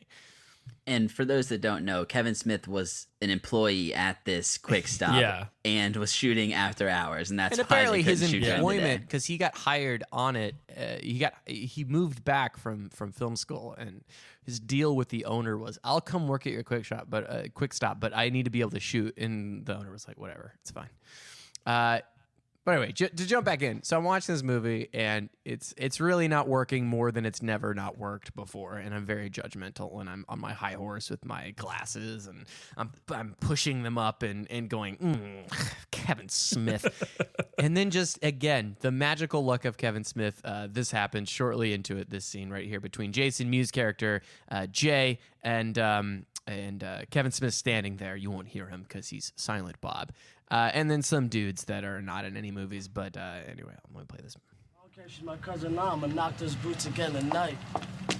Look who it is, the fucking human vacuum. Scumbag, what are you doing? Not just saying how Silent Bob and his cousin. He's your cousin? Yeah, and he's from Russia, too. No way. What part of Russia? I don't fucking know. Do I look like his fucking biographer? Oh, what part of Russia you from? Moscow. He only speaks Russian? Nah, he speaks some English, but he cannot speak it good like we do. Is he staying here? Nah, he's moving to the big city this week. He wants to be a metal singer. No way. I swear, Olaf Metal. That's his fucking metal face. Olaf, girl, nice. Scarlet. That's fucked up, man. What did he say? I don't know, man, but this guy's a character. He really wants to play metal? Yeah, he's got his own band in Moscow. It's called Fuck Your Yankee Blue Jeans or something like that. That doesn't sound metal. You gotta hear him sing Olaf Berserker. Come on, man, Berserker. Does he sing in English or Russian? In English. Come on, Berserker. Girls think sexy. I'll watch. Wait, he's gonna sing and watch. It's too funny. My love for you is like a truck berserker. Would you like some making fuck berserker? That's fucking funny, man. Did he say making fuck? So this scene really turned around the movie for me, and I think a lot of the genuine magic that happened on the set, and like just coming. I'm trying to save my big. I always have a big thing on the movie we're doing, so I got the big thought, but it is moments like that where just for whatever reason, it just comes together and works. And the way that's shot, it's like all handheld. And I'm judging so much about this movie, but I found myself laughing pretty frequently throughout. I watched it by myself and still was like laughing out loud at several parts. And I think that's the magic of whatever's happening on screen. And it's probably, for all the reasons we said, is why it's such a big hit. So I went in this movie and I've got my judgments on it and everything and its artistic merit. It still caught me laughing at several parts during it. To comment quickly on that scene as well. Like, I completely agree with what you're saying, Christian. It's a miracle that this film got made solely because, like, Jason Mewes was drunk a lot of the time on set. And the way in which Kevin Smith shot most of this movie was with, like, single camera setups for long periods of time. So all these actors had to remember, like, a ton of verbose dialogue, and they would have to deliver it in one shot. So, like, that alone makes it very difficult to get the footage that you want when you're working with, like, theater actors as well as people who have never acted. Like, for instance, Jeff Anderson, I don't think he had been in anything else prior to being Randall, and he wanted nothing to do with theater when he was in high school. Or the woman that's in the clip that you just showed, she isn't an actress. She's actually one of the makeup artists. Yeah, she's one of the makeup artists for the film. So, like, he was really just pulling anybody he could to be in this movie. And the quality might not be the best, but the sheer fact that he was able to make a film that he wanted to make is a miracle in and of itself, I think. Right, for sure. And these scenes of Jay and Silent Bob, I feel like they're minor characters, and obviously they become staples in the View Askew universe. Yeah. But just things that keep the movie going and are just eminently enjoyable for me. We cut to them turning the boombox on and just dancing in front of this wall, posted up, loitering. And I could watch that all day. It's just so hilarious and absurd just seeing also them dance. Terribly lit. But it is terribly lit, to be fair. It's probably but very at night. entertaining. And just like seeing Jay dance, and then Silent Bob, once he gets going, it's like, okay, yeah, this is just exactly what I'm in it for. And again, miracles of accident. I think back to one of the best human moments in this film, which I think there are a few, is when they're telling Dante, who is, again, he's a very despicable, like, main character. Like, he's kind of a shitty dude for all intents and purposes. Very selfish. He's very selfish. He's kind of gross. Like, there's a lot going on there. I found myself not liking him very much. But there is a moment in which they call him out. Jay and Silent Bob come into the convenience store. And again, you get this, like, one of the best, what seems like written and directed moments is when Silent Bob finally speaks and says, like, hey, man, like most girls just cheat on you. This girl's bringing you lasagna. Like, you need to take care of her, which is such a true thing. And that what the audience, what I was thinking of my last viewing, which is just like, he's got this great girl. You got to see past the flaws in this person, and you just got to, like, go back to school, figure it out. Like, and this girl's good for you. Stop thinking about this old love of yours, right? He says what the audience is thinking, and his name's, he's Silent Bob. He comes out right at the end and says it, and he delivers the line really well. And you're like, wow, that's so smart. Like, wow, that's like an actual artistic move. And that was a fucking accident. Like, Jay was so drunk, he was supposed to deliver that line and couldn't deliver it. I did not know that. Yeah. That whole that thing that seems like, oh wow, what actually, there's something to this guy, was an accident. But what's beautiful about that is Kevin Smith takes that moment and then uses it as a through line for Silent Bob's character over the course of the rest of the films. Like, every single film that Jay and Silent Bob are in. We're not talking about the other films. We're talking about Clerks. But you're right. He learned from what worked. That's really great. Yeah. I'm just saying that, again, just happy accident. Happy, like the most happy accident. I think that moment is what makes if there is any emotional arc through this movie, which is, even though it's a hangout movie, like you said, Brian, it is important for a movie to be impactful to have one of those moments, like however brief, however seemingly small. And that moment came about because he wrote it, So I don't want to take that away. He shot it. He made it come together. Like, again, all the things to Kevin Smith's credit, but again, a little happy accident that it worked out that way. And I think this movie and his career, it might be a lot of those happening. So anyway. So it's something I noticed this time that I don't know if there'll be a better moment to talk about, but Jay's character at some point says the line, "I'll fuck anything that moves."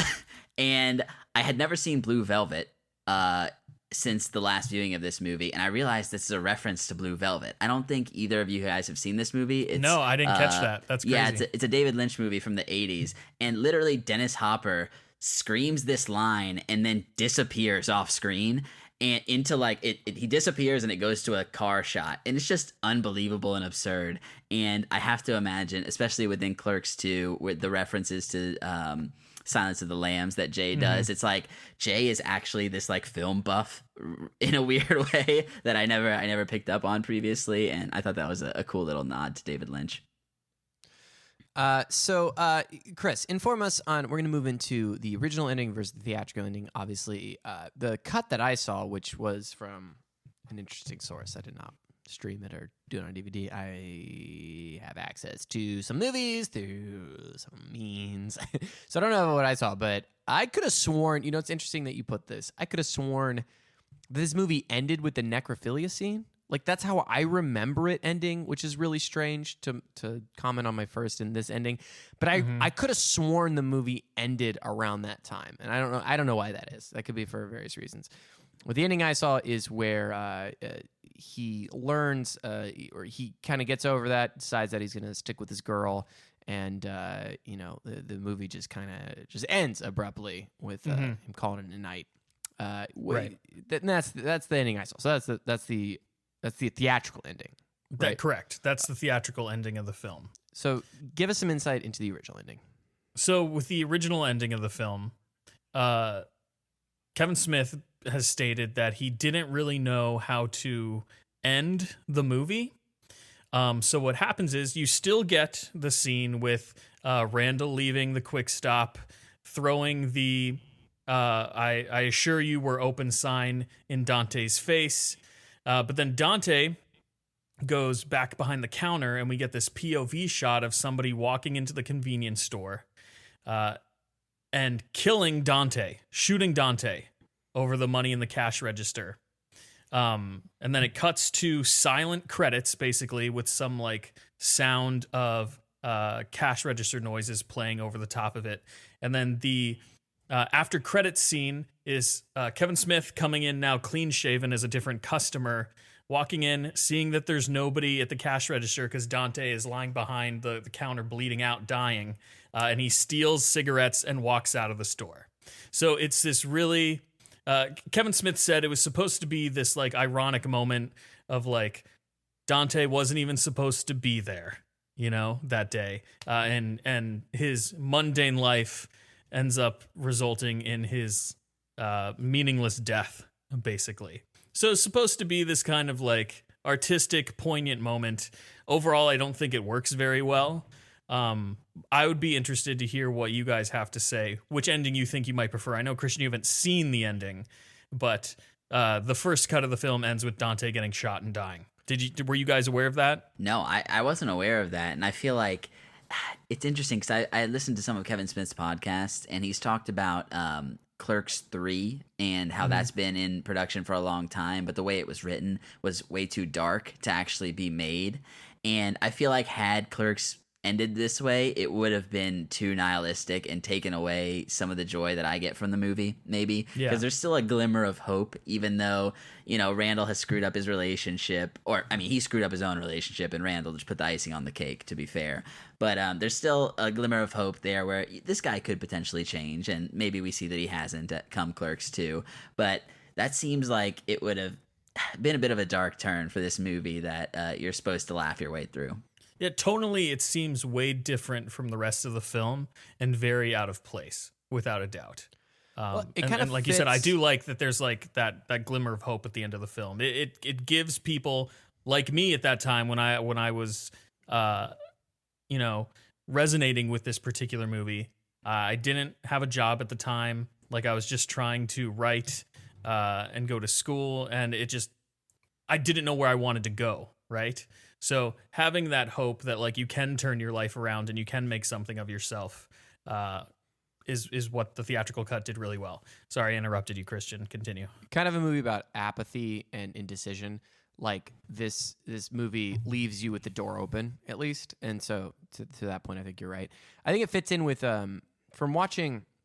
There's a making of Clerks that I saw on YouTube, which is probably necessary viewing material if you watch Clerks to enjoy it from a like film history, film fan perspective. I think it is necessary. I think it greatly enhances the film like 1,000,000,000%. I would say without watching this, my viewing of Clerks was like meh, like looking back on it and but watching the making of and hearing behind it, the scene stuff is really kind of the magic of this film existing and its popularity and what went into it. And in it, they briefly mentioned, they don't really cover it a lot, was Kevin Smith's original draft for this was meant to be kind of a David Lynch kind of psychological, like art house film. And you see remnants of it. And I think that's what gives it the spice that makes it just more than just shooting long,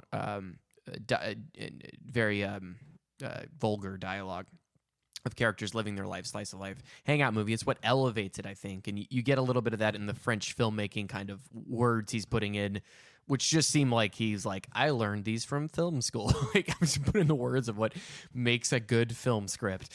And that adds to the charm. But I think that ending fits in with the original vision of the film if Kevin Smith was like going for a more edgy artistic kind of shot. But I think for the film that we got, I think, of course, the theatrical ending is the most appropriate one. Agreed. All right. So we're going to be wrapping things up, talk about our overall thoughts of this film. Brian, I'm going to switch things up. I want to get your overall big picture. What is Clerks? What is Clerks to you? What do you think Clerks is to pop culture? It's just amazing vignettes that are hilarious. Like if you haven't seen this movie, you got to watch it. If it's not the Death Star contractors talk, which like as people who are, semi comic book, at least comic book movie nerds, you get into the details of things and you get into these conversations where it's like this conversation has absolutely happened somewhere, and it's just so funny to watch these characters and have bystanders view this. Some of the gags are absolutely incredible. I've never worked in the type of retail that they're talking about, but getting this perspective on customer service relationships, I feel like it seems very genuine, at least to the time period. I can't speak to it in a more modern sense, but the gag about the gum salesman who's anti-smoking is absolutely brilliant and holds up every time. I never remember how it actually plays out, but this guy who's just like essentially starts a mob inside of the store and starts blaming the attendant, Dante, for selling cigarettes. It's just brilliant. So yes, it is a lot of dick jokes and it is very juvenile, but it's got these speckles of brilliance in there that I think make it meanwhile viewing for any person who cares about film, loves dialogue, And I was surprised with how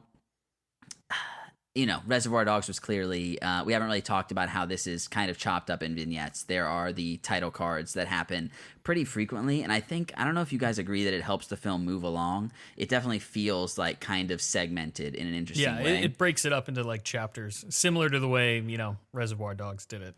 So, and yeah, it does kind of feel like I honestly had to look up some of the words. I'm like, okay, I don't know what this word means. Like, I don't know if most people watching this movie do. I had to do that too. But I think it works really well. And Christian, you and I agree. It's like coming back to it. It depends on where I am in my life as to how I feel about it.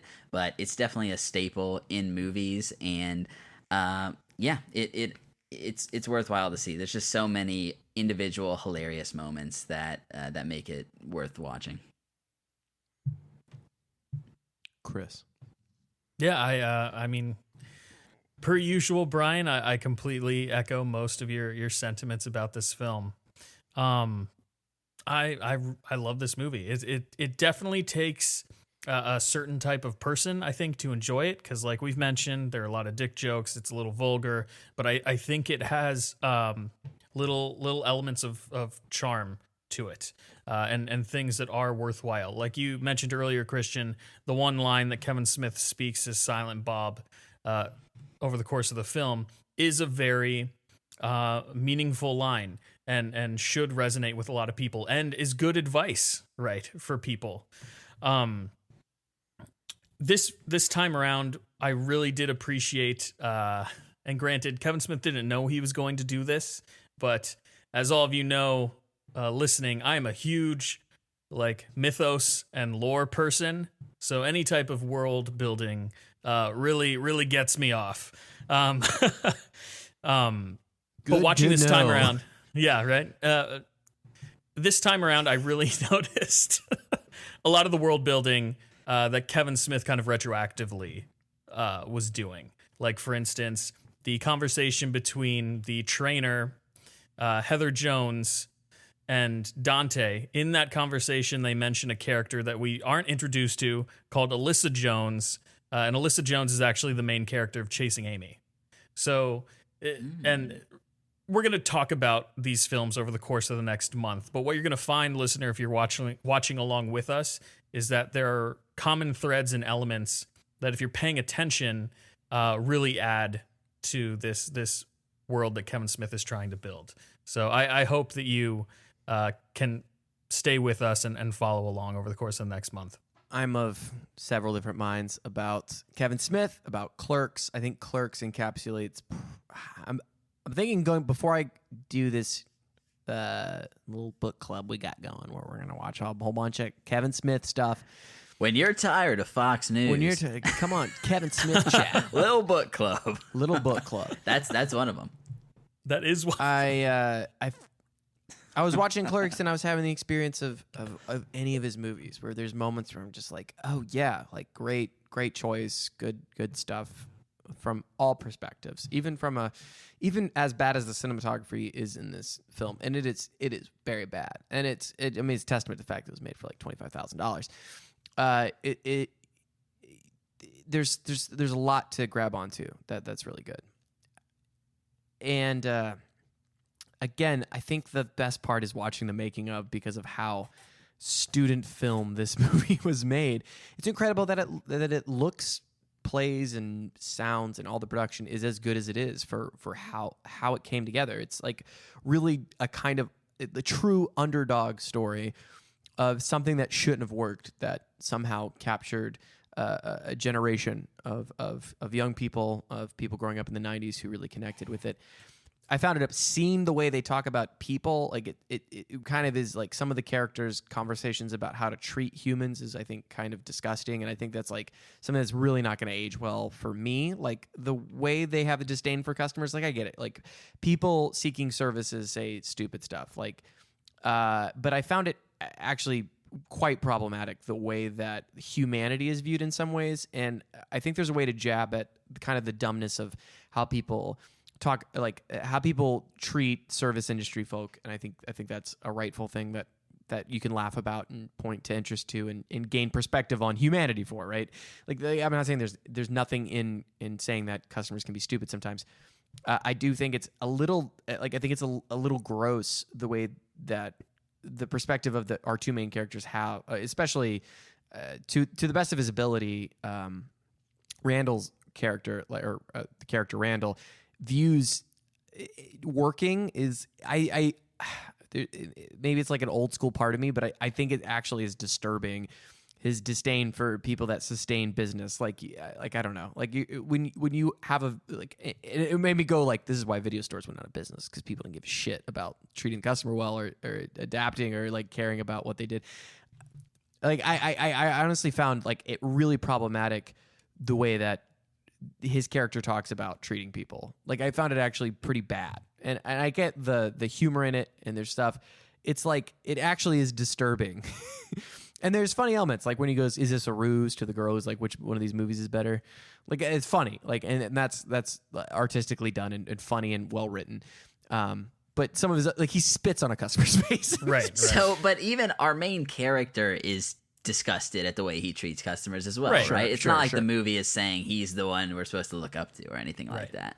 But there's a certain level of he respects him, and that's kind of something that's pointed out. Randall is eventually like the person who brings along the catalyst of change or self-reflection. He's the he's the chaotic element in their relationship, Sure. But there's so much of the movie that's focused on that perspective that I think people found joy in, and maybe I found joy in it sometime that I don't find ages well or is a good way to view life. So there's some, and I think the problem is like Dante's questioning it, but Dante's also a scumbag. Like he's actively talking to two women. He's not communicating very well. And this is, again, it's pointed out, so it's not completely flawed. It's not completely flawed, but I found myself troubled at characters' decisions. And although it was identified, and I think that's a saving grace, I do think it still is like really icky.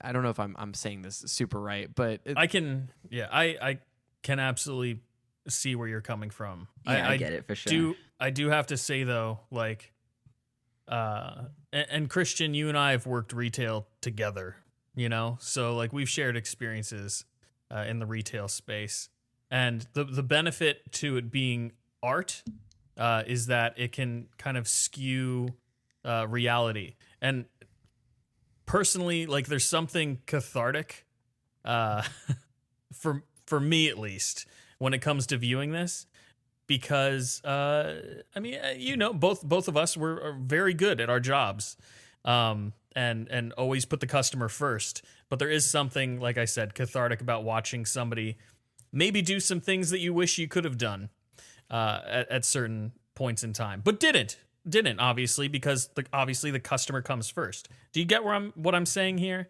Like, yeah, but there's a part of me that's like, and it's how it's speaking for maybe the perspective I am, which is like, at the end of the day, sometimes you're just a punk ass and you're not caring about things right as much as you should, or thinking about your community or thinking about the work that you do as meaningful. And the movie's a lot about that.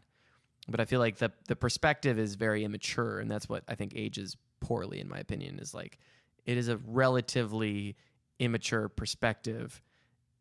It's like coming from somebody in their early 20s, like it makes the perfect characters sense. In the film. Yeah. Oh, and when I was like based on like how old those people are, how old Kevin Smith was when he was writing that film, like his life experiences up until that point, it does make perfect sense.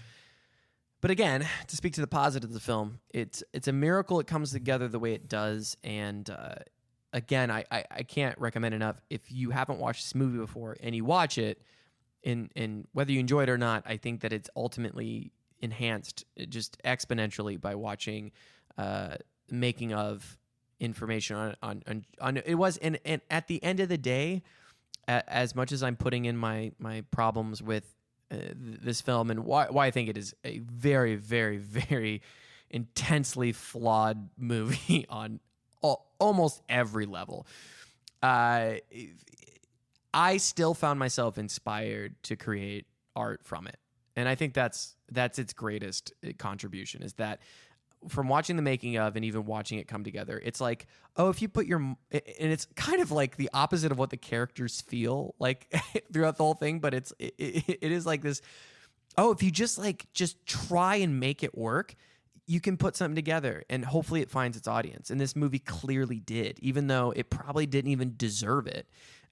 From like my high horse of not actually completely. Wow. But that's the thing, is like I went through film school and I can have all these opinions, but I never got the gumption together to put together something like this, right? So I have to look at it in perspective of my own self of like, I have so many problems with Kevin Smith in this film, but he made it come together and he made it happen. And as much as I can shit on it all day, like that's what matters. And he put in a lot of heart and effort to make it happen, and he got a lot of people together, and he was able to navigate getting people and actors and people he met through college to make something happen. And that's the most important thing you can take away, is that you can make it happen. And I know that has nothing to do with what this film is talking about or anything, but it goes into what this film is like, it inspired me on such a deep level even now. And I think more so than it ever has, of it, like, just make it happen. Just do it, fucking Shia LaBeouf, just do it. Follow your heart, live your dream. And he has a whole career and everything, and he was able to live his dream from just putting it together and Just following taking it that through. first step. Yeah, and I think that's the biggest thing you could take away from Clerks, is that dreams are possible, and it really is, like, just try to make it work. I'm sorry, I'm done rambling. No, it's good. You got to link this video in the show notes for our listeners, and also for myself, because I have not watched this either, and it's you've great. sold me on it. You've sold me. The audio cuts out like 10 minutes in, and it's out for like 4 minutes. So 4 minutes of it have no audio, and the audio changes. I don't know if it's a way to avoid copyright. This may be something available on the DVD. It is like an hour long, and it talks to all the actors, all the drama on set, them putting it together, the budget. And again, respect. I have problems with Kevin Smith, but respect to his house was like flooded the entire production time before they started filming. A nor'easter storm came through and damaged his house. He got $3,000 from FEMA, and he put it right into the movie. Yeah. He didn't have a place. He was sleeping in the video store. And again, that is like the drive of, like, if you want to achieve your dreams, you got to go through like just crazy, like, hardship. But especially in America, you have opportunities to make things become a reality and live it. Bruce Springsteen, babe. Bruce. God, I'm done. Bruce Springsteen, baby. It is really cool to watch how it just a drive and a vision came together. And that's the coolest thing about this whole movie. Agreed. So that's Clerks, baby. We're gonna live out this complicated relationship I have with Kevin Smith. I love the guy. I'd give him a hug if I saw him. I really would. He really is a testament to what you can do in art. And God, am I coming across complicated? Is my relation's complicated? Yeah. Yep. Hey, it's a true relationship you're building here. We're gonna walk through it. I want to marry him. Yeah, and we're not even, we're going to be covering more of his films. I'm more excited than ever to revisit all of his stuff. Like, I got to say, I was really hesitant because of how I really feel like I can't put into words how I feel about his stuff very well, and how I have such strong mixed emotions about all his stuff. I'm more excited than ever to dive into this with you guys and cover all this stuff, and hopefully be alive after this hurricane comes through. Yeah, if loyal listener, if you are currently in Florida, we hope that you stay safe, take all the necessary precautions, and good luck. Godspeed.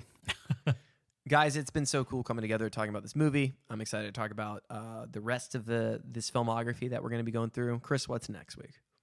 Next week, we're going to be doubling up, and we're talking about Mallrats and Chasing Amy. That's really fun. I would say that these are probably my two favorite films by him. So exciting. We're going into good territory. Hopefully, I won't be such a weird mixed downer as we talk about it. But we shall see. Guys, thanks for being here. Next week, we got that coming up. Again, email us at popaholicscast@gmail.com with questions and concerns and comments and whatever. And follow us on the Facebook for our weekly poll. And we'll be seeing you next week on Pop-O-Holics.